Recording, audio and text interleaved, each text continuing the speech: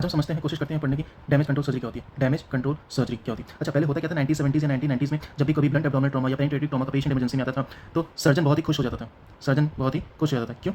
क्योंकि उसे लगता था कि लीवर या पैंक्रियाज की इंजरी है, वो सस्पेक्ट कर लेता था, या फिर रेट्रोहिपैटिक वेना केवा फ्रैक्चर हो सकता है, या फिर vascular solid hollow organ injury हो सकती है, या फिर पेली फ्रैक्चर हो सकता है। कुछ भी हो सकता है, सर्जन खुश रहता है क्योंकि उसे सर्जरी करनी पड़ेगी और वो पेशेंट की सर्जरी करता था। वो 2 से 5 घंटे या उससे ज़्यादा समय लेता था सर्जरी करने में, और उसकी सर्जरी सक्सेसफुल, वो सारी सर्जरी करता था, सब कुछ रिपेयर कर देता था, हेमरेज, कंटामिनेशन सब कंट्रोल करता था, सब कुछ रिपेयर करके अपनी सर्जरी सक्सेसफुल बताता था। फिर पेशेंट को आईसीयू शिफ्ट करता था। आईसीयू में पेशेंट जैसे शिफ्ट हुआ, वो 1 से 4 दिन के अंदर उसकी डेथ हो गई। तो कहते थे कि surgery went well but patient died. ठीक है, पहले का यही कंसेप्ट था। फिर 1990 के बाद एक आया कंसेप्ट आया लीथर ट्रायड, जो कि बहुत ही अच्छा कंसेप्ट था ऐसे केसेस के लिए। अच्छा, लीथर ट्रायड हम जानने से पहले हम ब्लड का फंक्शन समझ लेते हैं। इस कंसेप्ट में जो ब्लड होता है वो हमारी बॉडी का टेम्परेचर मेंटेन करता है। ब्लड टिश्यू, पेरिफेरल टिश्यू को ऑक्सीजन सप्लाई करता है, और यही ब्लड इंजाइम दिया रहता है जो कि कोगुलेशन कॉज की जॉब करते थे, कोगुलेशन करवाता है। बॉडी टेम्परेचर करता है, ऑक्सीजन सप्लाई करता है पेरिफेरल टिश्यू को, और कोगुलेशन करवाते हैं। अब समझते हैं ट्रॉमा क्या होता है।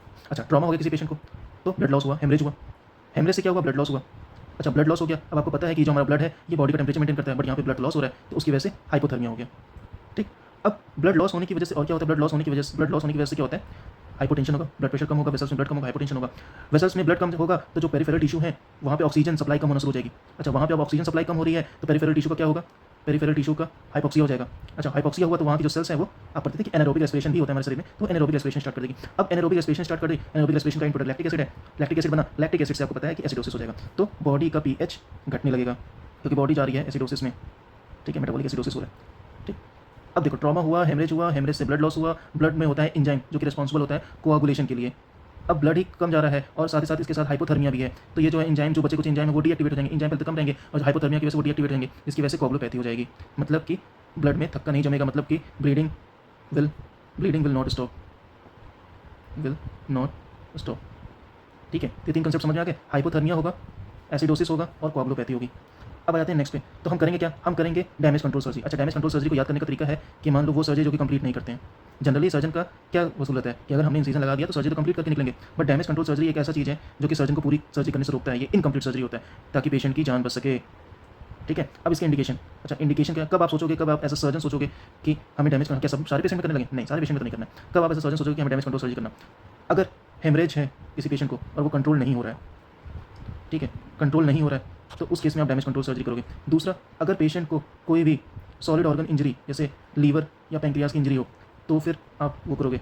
ठीक है, लीवर या पैंक्रियाज को, या तो फिर अगर वेसल, सॉलिड ऑर्गन और हॉलो ऑर्गन तीनों इन्वॉल्व हो, मतलब वस्कुलर, सॉलिड एंड हॉलो तीनों इन्वॉल्व हो, तो फिर आप करोगे डैमेज कंट्रोल सर्जरी। अगर कोई वेना केवा इन्वॉल्व हो जो कि रेट्रोहेपेटिक हो, पीछे वाली, लीवर के पीछे हो, लीवर के पीछे वाली वेना केवा अगर इन्वॉल्व है तो हम डैमेज कंट्रोल सर्जरी करेंगे। ठीक है, अगर फ्रैक्चर्ड पेल्विस है तो हम डैमेज कंट्रोल सर्जरी करेंगे। अगर आपको देखते ही पता चल गया कि नहीं ये सर्जरी बहुत टाइम कंज्यूमिंग है, तो हम डैमेज कंट्रोल सर्जरी करेंगे। ये तो बात हो गई एनाटॉमिकल की। अच्छा, फिजियोलॉजिकल में क्या होता है? फिजियोलॉजिकल में मैंने आपको बताया था कि एसिडोसिस होता है, एसिडोसिस में पीएच घटता है, हाइपोथर्मिया होता है, हाइपोथर्मिया में बॉडी टेम्परेचर कम होता है, कोगुलोपैथी होती है, कोगुलोपैथी को पीटी से और प्रोथ्रोम्बिन टाइम और पार्शियल प्रोथ्रोम्बिन टाइम से देखा जाता है। तो अगर बॉडी टेम्परेचर कम हो रहा है, हाइपोथर्मिया हो रहा है, मतलब लेस देन 34 डिग्री सेल्सियस से अगर बॉडी टेम्परेचर कम हो रहा है, तो आप डैमेज कंट्रोल सर्जरी करोगे। अगर पेशेंट को एसिडोसिस हो रहा है, एसिडोसिस मतलब उसका अगर पीएच लेस देन 7.2 से कम है, तो आप डैमेज कंट्रोल सर्जरी करोगे। प्लस अगर उसका serum lactate more than 5 millimole पर लीटर है, तो आप डैमेज कंट्रोल सर्जरी करोगे। प्लस जो ये आपने ब्लड का देखा, अगर प्रोथ्रोम्बिन टाइम मोर देन 16, मतलब आपका ब्लड क्लॉट होने में 16 सेकंड से ज़्यादा लगेगा, या फिर पार्शियल प्रोथ्रोम्बिन टाइम अगर 60 सेकंड से ज़्यादा है तो आप करोगे।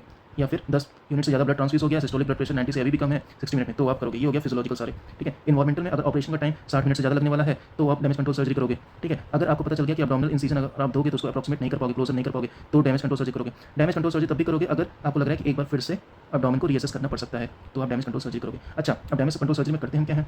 डैमेज कंट्रोल सर्जरी की सिंपल चीज़ है। सबसे पहले हम पेशेंट की लेप्रोटमी करेंगे, मतलब पेशेंट का खोलेंगे। अगर उसमें हेमरेज हो रहा है, ब्लड आ रहा है, ब्लीड कर रहा है, तो उसे कंट्रोल करेंगे, पैक करेंगे। अगर वेसल इंजरी है तो हम उसमें शंट डाल देंगे, शंट करेंगे या पैकिंग करेंगे, कंट्रोल ऑफ हेमरेज करेंगे। फिर आता है दूसरा, कंटामिनेशन कंट्रोल। अच्छा, अगर बावल की इंजरी हो चुकी है, मतलब बावल अगर परफोरेशन है, बावल का या बावल गैंग्रीनस हो रखी है, तो क्या करेंगे? बावल परफोरेशन है, प्राइमरी रिपेयर करो तुरंत। अगर गैंग्रीनस हो सकती है तो ये बहुत ही अच्छा कंसेप्ट है कि उसको काट दो, स्टेपल से उसको रिसेक्ट करो, और बावल को जो उसके दोनों एंड है बावल के, उसको दोनों एंड को स्टेपल से क्लोज कर दो। ठीक है, स्टेपलर लगा के क्लोज कर दो, मतलब bowel is left in discontinuity inside the abdomen. ठीक है, ये कर दो। तीसरा चीज़ करो कि एब्डोमेन को आप खुला ही रखो। ठीक, अब आते हैं नेक्स्ट क्या करोगे? नेक्स्ट आप पेशेंट को आईसीयू भेजोगे। आईसीयू में लीथर ट्रायड को ब्रेक करने की कोशिश करोगे, उसको वार्म ब्लैंकेट दोगे, मतलब हाइपोथर्मिया बचाओगे। आईवी फ्लूइड बॉडी टेम्परेचर पे दोगे, मतलब हाइपोथर्मिया बचाओगे। और अगर आप हाइपोथर्मिया पे बचाने लगे, प्लेटलेट प्लाज्मा भी दो, तो तुम्हारा कोगुलोपैथी भी नहीं होगी, हाइपोथर्मिया भी नहीं होगा, ब्लड लॉस भी नहीं होगा, तो उसकी वजह से पेशेंट एसिडोसिस में भी नहीं जाएगा।